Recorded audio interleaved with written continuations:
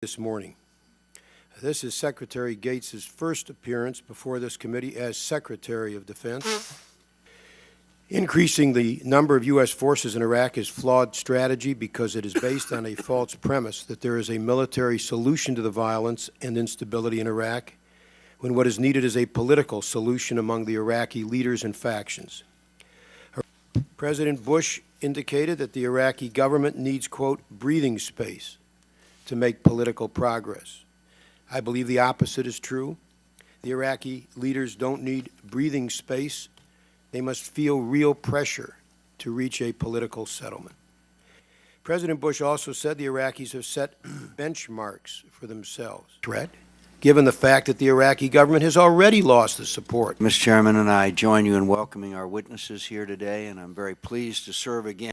I commend the President for recognizing the mistakes of the past and for outlining new steps on the military, economic, and political fronts. I believe that together these moves will give the Iraqis and America the best chance of success. It would be far better to have too many reinforcements in Iraq than to suffer one. Do they not fear Iranian, Saudi, and Turkish involvement in Iraq? A wider regional war? A haven for terrorists? A humanitarian catastrophe? Do they truly believe that we can walk away from Iraq? We were able to walk away from Vietnam.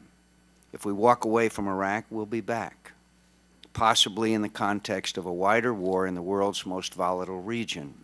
Chairman, Senator McCain, members of the committee, let me say at the outset, this is, I think, a pivot point, the pivot point in Iraq, as the Iraqi government insists on assuming the mantle of leadership in the effort to regain control of its own capital.